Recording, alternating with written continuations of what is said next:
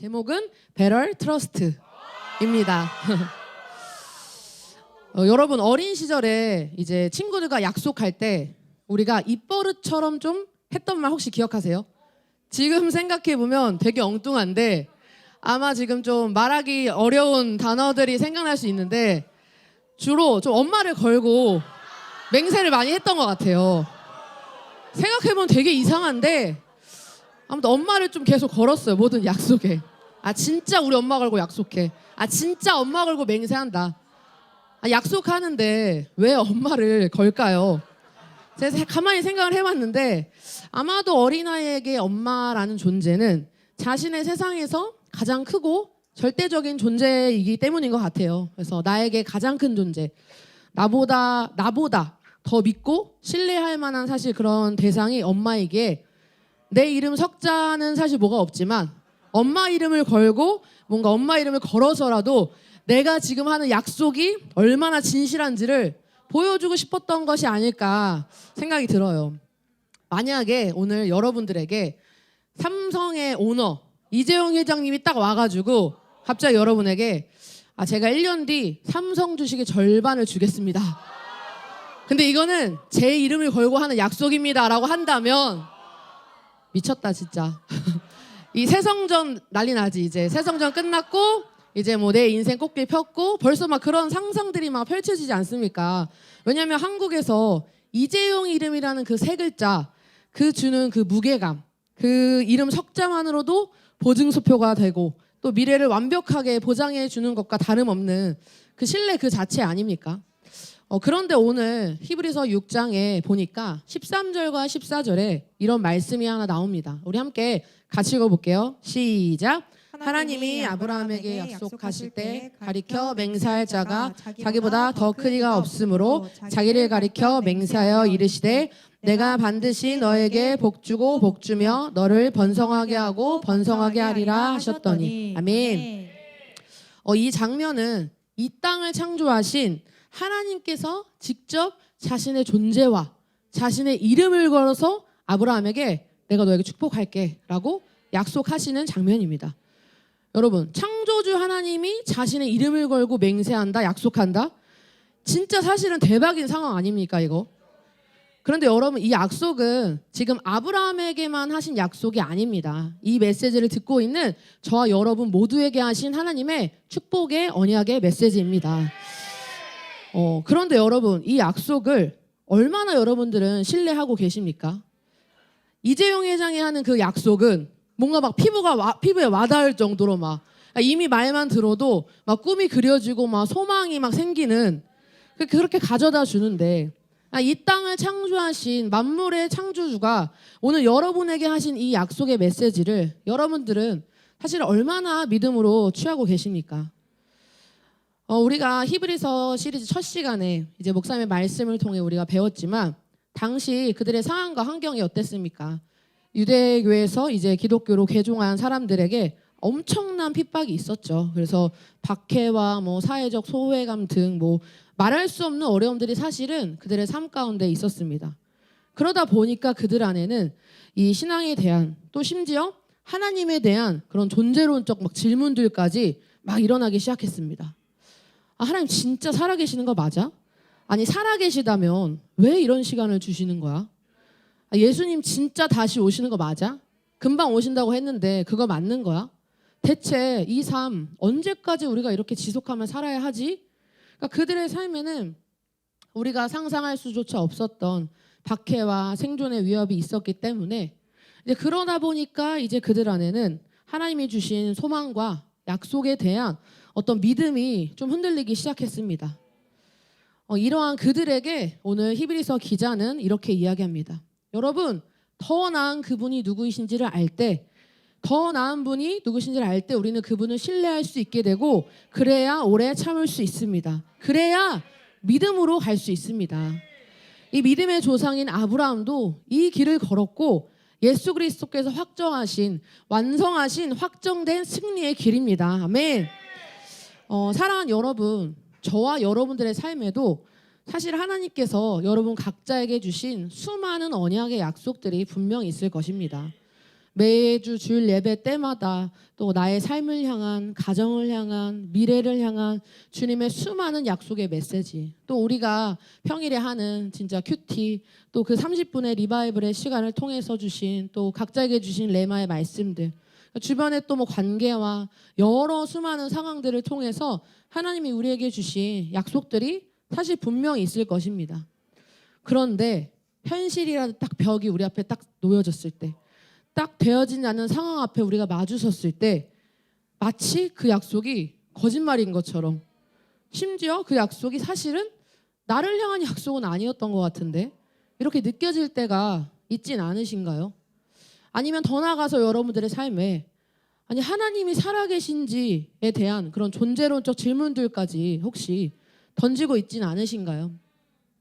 오늘 아브라함에게 주셨던 그 무언가 찬란한 그 약속, 분명 모두 저와 여러분에게 주셨지만 그 보이지 않는 것을 오래 참으며 믿음으로 이 길을 걸어간다라는 것이 사실은 결코 쉬운 일이 아닌 것처럼 느껴집니다. 그런데 오늘 본문에 등장하는 아브라함 또한 사실은 단번에 하나님을 신뢰해서 그 약속을 이뤄낸 것이 아니었습니다. 창세기 12장에 보면 하나님께서 처음 아브라함에게 약속하시는 장면이 나옵니다. 창세기 12장 1절에서 3절 우리 함께 읽겠습니다. 시작. 여호와께서 아브라함에게 이르시되 너는 너의 고향과 친척과 아버지의 집을 떠나 내가 내게 보여줄 땅으로 가라. 내가 너로 큰 민족을 이루고 내게 복을 주어 내 이름을 창대하게 하리니 너는 복이 될지라. 너를 축복하는 자에게는 내가 복을 내리고 너를 저주하는 자에게는 내가 저주하리니 땅의 모든 족속이 너로 말미암아 복을 얻을 것이라 하신지라. 아멘. 이 전에 창세기 11장에 보면 아브라함의 아버지가 이제 죽는 장면이 나와요. 그때 이제 하나님께서 아브라함에게 이렇게 나타나 말씀하시는 장면입니다. 아브라함아, 이제 너의 고향과 친척과 아버지의 집을 떠나서 내가 내게 보여줄 그 땅으로 가. 그렇게 가면 내가 너를 통해 큰 민족을 이루고 너에게 복을 줄 거야. 하나님께서 아브라함을 선택하셨고 이제 그 아브라함은 하나님으로부터 번성과 축복의 약속을 받았습니다.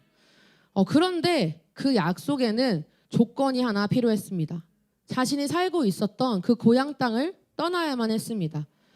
아브라함은 그 약속이 이루어지는 것을 보기 위해서 익숙함을 떠나서 안정화되어 있던 많은 것들을 정리하고 새로운 땅, 약속의 땅으로 나아갔습니다. 여러분, 이사하는 게 쉬운 일이 아니잖아요. 근데 수십 년을 살던 나의 집을, 나의 고향을 그냥 한순간에 정리하고 떠난다는 거.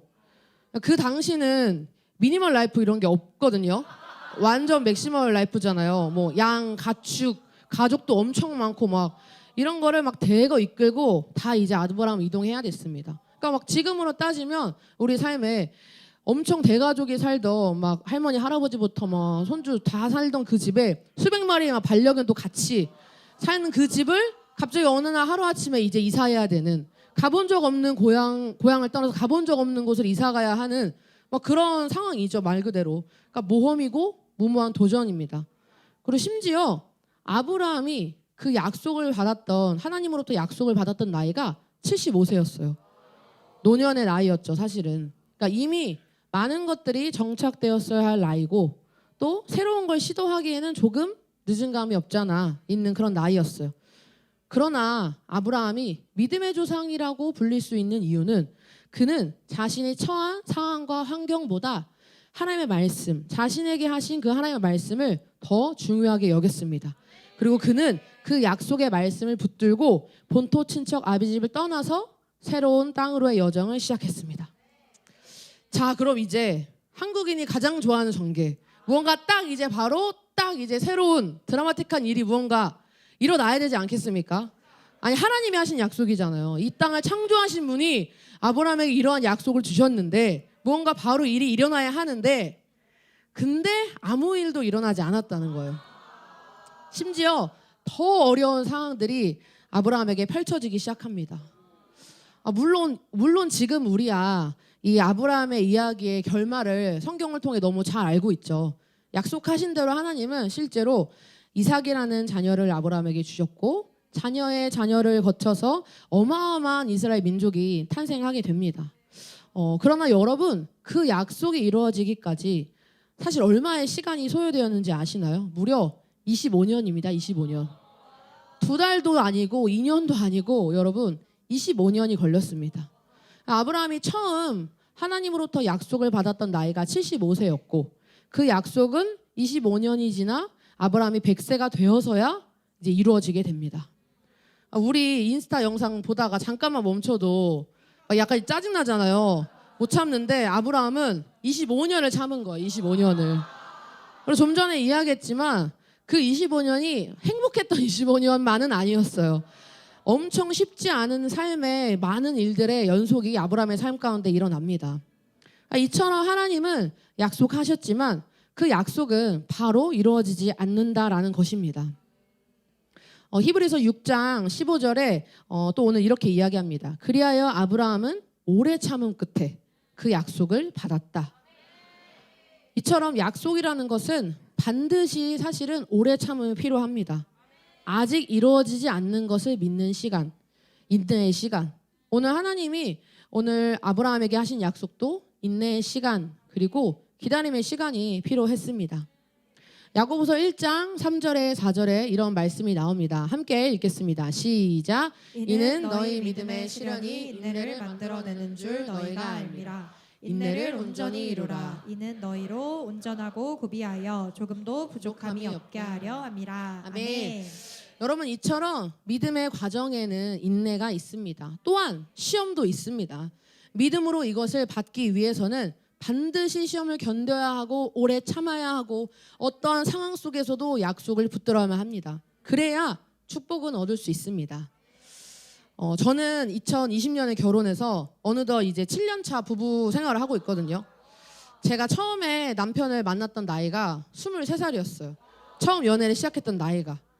처음 이제 연애를 시작할 때가 생각이 나는데 다들 해보셨는지 모르겠지만 처음 연애를 시작할 때 좀 제가 얘기를 하자면 보통 연애를 처음 시작하면 딱 눈을 뜨는 그 순간부터 밤에 잠이 드는 그 순간까지 연락을 멈추지 않습니다. 그래서 아침에 딱 일어나면 자기야 일어났어? 나는 일어났어. 뭐 무슨 꿈을 꿨어?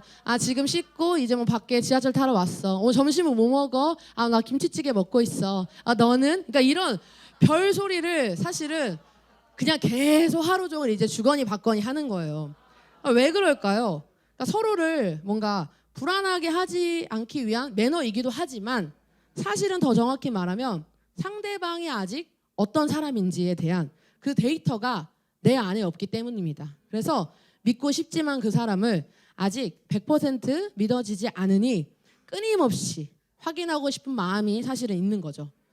15년이 지난 지금 저와 남편이 어떨까요? 지금도 저희가 연애 초기처럼 일일이 모든 걸 다 보고하며 연락하며 할까요? 지금은 카톡 자체를 거의 안 합니다. 지금은 거의 없습니다. 그래서 뭐 DM도 사실 안 하고. 근데 왜 그러냐면 사실 뭐 그냥 이제 저희에게는 이 단순히 상대에 대한 정보를 이제 넘어서 이 15년 동안 쌓이고 쌓인 그 경험의 데이터가 저희 안에 있기 때문이죠. 수만 번의 이제 상황 속에서 남편이 저에게 보여준 민감한 반응들, 한결같은 사랑들, 그러니까 이것들이 저와 남편과의 관계 안에 어마어마한 신뢰의 층을 만들어 주었습니다. 그래서 사실 이제는 뭐 굳이 말하지 않아도 어디 있겠거니, 그냥 뭐 지금은 뭐 잘 살고 있겠거니, 심지어는 밤이 되면 알아서 집에 들어오겠지 하는 그런 이제 믿음이 사실 저와 남편과의 관계 안에 있죠. 이것처럼 삶의 크기는 그 관계의 깊이와도 같습니다. 그러니까 안다는 것은 그냥 단순히 그냥 지식의 양이 아니라 여기 나온 것처럼 관계의 질량인 것입니다. 우리는 관계가 결국에 깊어질 때 비로소 진짜 그 사람이 누구인지를 알게 되고 그리고 그 데이터가 쌓이고 쌓이면 흔들리지 않는 신뢰의 관계가 만들어지게 되는 것입니다. 어쩌면 아브라함에게도 이런 시간이 좀 필요했던 것 같습니다. 하나님을 그냥 단순히 아는 것을 넘어서 그냥 하나님을 아는 지식을 넘어서 그분과의 관계 안에서 오는 그 여러 가지의 그 경험들을 통해서 하나님이 진짜 누구이신지 알게 되는 시간을 가졌던 것 같습니다. 대표적인 아브라함의 삶에 일하셨던 이제 하나님의 일들을 좀 몇 가지 가져와 봤는데 첫 번째 창세기 12장에 보면 이제 아브라함이 기근을 피해서 이제 이집트로 내려갔을 때 이제 아내를 이제 누이라고 속였던 상황이 있었어요. 이제 그때 이제 왕에게 이제 어려움을 딱 당하는 그 순간에 하나님이 이제 직접 개입하셔서 이제 그 상황을 정리해주는 또 그런 사건이 있었습니다. 또 두 번째는 창세기 15장에 이제 하나님이 약속하셨지만 그 아브라함이 그 약속에 대해서 되게 두려워했어요. 근데 그때 하나님께서는 그 시대의 어떤 계약 방식을 빌려서 아브라함에게 확실한 증거를 나타내 보이시면서 이건 내 목숨을 걸어서라도 반드시 이룰 거야 라는 의지를 보여주기도 하셨습니다. 그러니까 이 외에도 너무 많은 일하신들이 사실 있잖아요. 뭐 대표적으로 13장에 보면 그 조카 이제 롯과 결벌해서 하나님은 아브라함에게 말씀을 통해서 이제 나타나기도 하셨고, 또 19장 창세기 19장에 보면 너무 유명한 그 소돔과 고모라 사건을 통해서 하나님 진짜 살아계시며 또 하나님의 약속은 반드시 이루어진다라는 것들을 경험하게 하셨습니다. 그러니까 물질적으로도 아브라함을 하나님은 크게 번성하게 하셨습니다. 그러니까 이처럼 아브라함이 단순히 의지적으로 그 시간을 버틴 것은 아니었습니다. 그러니까 기질이 뭔가 대단해서 버틴 게 아니라 물론 쉽지 않은 상황들이 연속이었지만 아브라함은 그 시간 속에 하나님이 얼마나 약속을 지키시는 분인지를 삶의 여러 가지 사건들을 통해서 반복적으로 경험했습니다. 그리고 그 경험의 데이터들이 아브라함에게 쌓이면서 그분을 향한 진정한 신뢰가 생겨나기 시작했고, 그 신뢰는 아브라함에게 믿음이 되었습니다. 아, 저분은 분명 진짜 살아계신다. 진짜 지금도 저분은 일하고 계신다. 그리고 저분은 결코 거짓말을 하는 분이 아니다. 그러니 그분은 5년 전에 나에게 했던 그 약속, 10년 전, 20년 전에 했던 그 약속, 심지어 25년 전에 했던 그 약속도 반드시 이루실 것이다 라는 믿음이 아브라함에게 있었던 것입니다. 그 약속이 이루어지기까지 25년이란 시간이 걸렸습니다. 물론 쉽지 않았지만 그때마다 아브라함은 하나님의 살아계심을, 개입하심을 경험하게 됩니다. 사랑하는 여러분, 우리가 이처럼 그분의 약속을 믿고 오래 참을 수 있는 비결, 그분을 신뢰할 수 있는 방법이 무엇이겠습니까? 단순히 성경 지식으로 그냥 하나님을 아는 걸로만 그냥 가능해지는 게 아닙니다. 오늘 아브라함처럼 매일매일의 그분과의 관계 속에서 그분의 신실하심을 내 삶 가운데, 여러분들의 삶 가운데 경험해 가기 시작할 때 그 경험들이 쌓이고 쌓여 신뢰가 되고, 그 신뢰가 여러분들에게 믿음이 되는 것입니다. 제 딸 사랑이가 이제 다음 달이면 어린이집을 가는데 이제 새로운 세계가 펼쳐지는 거죠. 그래서 이제 최근에 이제 어린이집 OT가 있어서 이제 제가 다녀왔는데 그 OT에서 원장님이 되게 중요하게 설명해 주시던 부분이 하나 있었어요. 그러니까 부모와 자녀의 관계가 깊으면 깊을수록 아이가 느끼는 안정감의 힘이 크다라는 것이었어요. 이거를 다른 말로 애착 형성이 잘 되어 있다라는 표현을 쓰더라고요. 실제로 심리학자 존 볼비의 애착 이론에 따르면 생후 몇 년 동안 주 양육자와 나누는 강한 정서적, 신체적 그런 유대감이 아이의 발달뿐만 아니라 아이의 앞으로의 인생 전반에도 엄청난 영향을 끼친다고 합니다. 그게 뭐냐면 양육자가 대신 규칙적이고 신뢰성 있는 태도로 아이에게 이제 반응하기 시작할 때, 그럼 그 아이는 그 태도를 통해서 실제로 결국 더 많은 상황과 더 많은 사람들과 관계에서 신기하게 안정감을 누리게 된다고 합니다. 왜냐하면 이 유대감이 강하고 이 애착이 안정적으로 형성된 사람은 이 세상을 살아가는 게 두렵지 않다라는 거예요. 왜냐하면 이미 그 사람에게는 변하지 않는 안전한 근거지, 나의 부모가 있기 때문에 언제라도 마음만 먹으면, 또 언제라도 실패하면 돌아갈 수 있는 곳이 있기 때문에 그것만으로도 세상을 탐험하는 것에 두려워하지 않는다라고 합니다. 하나님이 아브라함에게 25년이라는 그 시간 동안 사실은 하신 부분이 이 부분 아닐까 좀 저는 생각이 들었어요. 규칙적이고 신뢰성 있는 그 태도로 늘 하나님께서는 아브라함에게 계속해서 일하셨습니다. 그분이 얼마나 사랑하시는지, 그분이 얼마나 약속을 지키시는 분이신지를 하나님은 계속적으로 아브라함의 삶 가운데 나타내 보이셨습니다. 마찬가지입니다. 저와 여러분들의 그런 삶에도 하나님은 계속해서 당신이 얼마나 신실한 분이신지, 저와 여러분을 사실은 얼마나 사랑하고 계시는지를 그리고 또 그분은 그래서 그 신뢰할 만한 것들을 계속해서 여러분의 삶 가운데 나타내 보이고 계십니다. 언제까지? 저와 여러분이 그분을 진정으로 신뢰할 때까지, 그분을 진정으로 믿을 때까지 그분은 말씀을 통해 수많은 상황과 사람들을 통해서 계속적으로 우리에게 이야기하고 계십니다. 로마서 5장 8절에 이런 말씀이 나옵니다. 함께 읽어보겠습니다. 시작. 우리가 아직 죄인 되었을 때에 그리스도께서 우리를 위하여 죽으심으로 하나님께서 우리에 대한 자기의 사랑을 확증하셨느니라. 아멘. 저와 여러분이 죄인이었을 때, 심지어 그분을 알지도 못했을 때 하나님께서는 이 땅에 자신의 아들을 보내셔서 우리를 위해 대신 죽으심으로 저와 여러분을 얼마나 사랑하시는지를 확증해 보이셨습니다. 내가 너를 얼마나 사랑하는지, 내가 너에게 얼마나 진심인지 십자가를 봐. 그 아들이 내 약속의 증거야. 여러분, 바로 십자가가 그 사랑의 증거, 그 약속의 증거입니다. 그분이 어떠한 분이신지, 그분이 저와 여러분을 얼마나 사실은 사랑하시는지, 사실 그분이 얼마나 좋으시고 선하신지를 이 말씀 속에 분명하게 우리는 알 수 있는 것입니다. 에베소서 1장에 또 13절에 이런 말씀이 있습니다. 또 함께 우리가 선포해 봅시다. 시작. 그 안에서 너희도 진리의 말씀 곧 너희의 구원의 복음을 듣고 그 안에서 또한 믿어 약속의 성령으로 인치심을 받았으니 이는 우리 기업의 보직이 되사 그 얻으신 것을 속량하시고 그의 영광을 찬송하게 하려 하심이라. 아멘. 여러분, 하나님께서는 이제 더 나아가 성령을 우리에게 보내셔서 더 확실한 보증을 저와 여러분들 가운데 보여주셨습니다. 하나님께서는 이제 예수님이라는 이름뿐만이 아니라 성령님을 통해서 여러분들의 삶 가운데 여러분을 축복하기로 도장을 꽝 찍어주신 것입니다. 아멘. 갈라디아서 3장에 또 이런 말씀이 나옵니다. 함께 읽겠습니다. 시작. 그리스도께서 우리를 위하여 저주를 받은 바 되사 율법의 저주에서 우리를 속량하셨으니 기록된 바 나무에 달린 자마다 저주 아래에 있는 자라 하였음이라. 이는 그리스도 예수 안에서 아브라함의 복이 이방인에게 미치게 하고 또 우리로 하여금 믿음으로 말미암아 성령의 약속을 받게 하려 함이라. 아멘. 예수님께서 2000년 전에 십자가에 달려 죽으심으로 아브라함에게 주신 그 하나님의 복이 오늘 이 메시지를 듣고 있는 저와 여러분들에게 동일하게 임하였습니다. 지금 하나님께서 자신의 아들을 두고 저와 여러분에게 맹세하고 계십니다. 사랑하는 딸아, 사랑하는 아들아, 내가 너를 이만큼 사랑해. 내가 너를 이만큼 복주고 이만큼 번성케 할 거야. 아멘.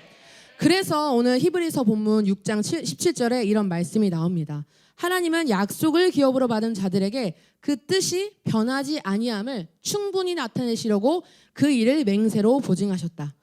이처럼 하나님께서는 자신의 그 신실함을 계속 우리에게 충분하게 나타내 보이시기 위해서 저와 여러분들에게 예수님을 맹세로 계속 보증하고 계십니다.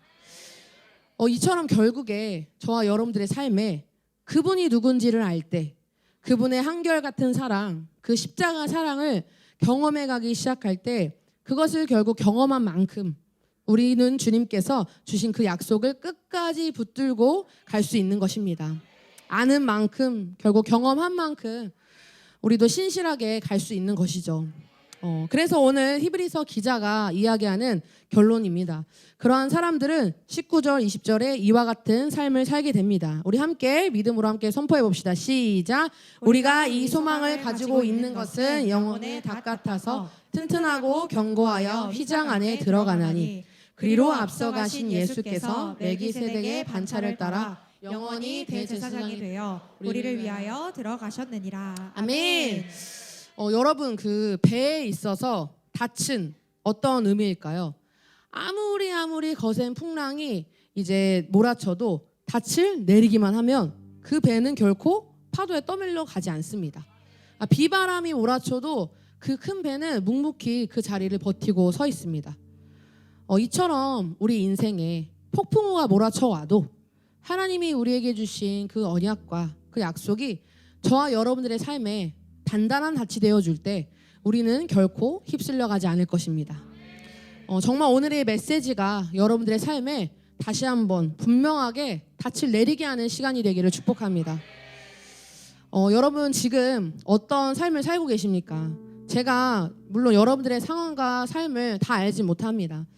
어쩌면 누군가는 제가 말했던 것보다 더 혹독하고 더 추운 겨울을 보내고 있을 수도 있습니다. 그러나 그러한 상황마다 그러한 순간들이 여러분의 삶에 올 때마다 여러분은 그것들을 어떻게 해석하고 계신가요? 우리가 지난 시간에 배웠던 그 히브리서 5장에서도 이제 멜기세덱 이야기를 하며 그런 이야기를 하잖아요. 너네가 진짜 힘든 이유가 뭔 줄 알아?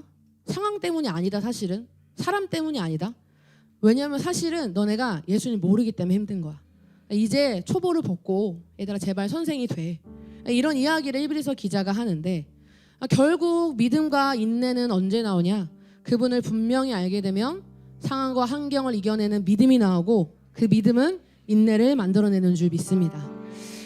여러분 정말 이 시즌 우리가 단순히 지식으로만 그냥 그분을 아는 게 아니라 매일매일의 그분과의 관계 속에서 관계를 맺어가며 나를 향한 그분의 그 사랑, 그분의 일하심을 우리가 경험해 가기 시작할 때 그분을 신뢰할 수 있게 되고 이 믿음의 길을 걸어가게 해줄 것입니다.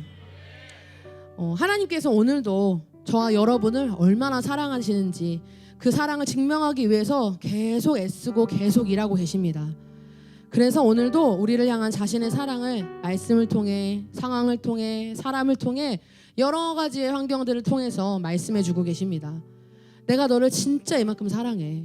내가 너를 이만큼 복주기 원해. 이제 진짜 나 신뢰할 수 있겠니?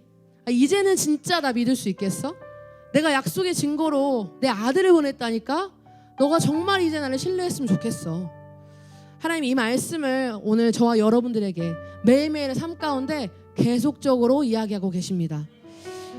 그 사랑이 어린이집 원장님께서 OT를 하면서 이제 애착 형성 이야기 하시면서 이제 결론적으로 해주셨던 이야기가 한 가지였어요. 아이가 안정감 있는 아이로 자라기 위해서는 아까 읽었던 것처럼 결국에 엄마인 제가 늘 사랑에게 규칙적이고 또 신뢰성 있는 사랑의 태도를 보여줘야 한다는 것이었어요. 그래서 진짜 실제로 엄마인 저는 늘 사랑에게 그러한 태도를 보여주기 위해서 최선을 다하고 있죠. 근데 엄마인 저는 사랑에게 그렇게 하지만 사실 제 딸 사랑인 저에게 뭐 그렇게 해주는 건 사실 없어요. 사랑이가 뭐 제일 많이 하는 말 엄마, 아빠, 엄마 그냥 늘 이 말 한마디밖에 없습니다. 그냥 힘들어도 엄마, 배고파도 엄마, 일어나면 엄마. 사랑이가 하는 건 그냥 엄마를 찾는 것밖에 사실은 없어요. 근데 너무 참 신기하죠? 그게 저와 사랑이가 관계를 맺어가는 방식입니다. 저는 사실 사랑이 어떠한 게 아니라 그냥 그 반응 하나로 사실 저는 충분해요. 여러분 오늘 우리가 하나님과 관계를 맺어가는 방식도 사실은 뭐 어떤 특별한 건 사실 없습니다. 저와 여러분이 해야 할 거, 뭐 이 약속을 받기 위해 하나님을 더 신뢰하기 위해 뭔가 해야 할 거, 해야 할 필요도 사실은 없습니다. 그저 저와 여러분이 해야 할 게 있다면 딱 한 가지, 주님을 찾는 것입니다. 사랑이가 엄마, 아빠 하고 부르짖는 것처럼 저와 여러분도 하나님 앞에 그냥 그거 하나면 충분한 것입니다. 갈라디아서 4장 6절에 이런 말씀이 있습니다. 우리가 함께 고백해 봅시다. 시작. 여러분은 자녀이므로 하나님께서 그 아들의 영을 우리의 마음에 보내주셔서 우리가 하나님을 아빠, 아버지라고 부를 수 있게 하셨습니다. 아멘.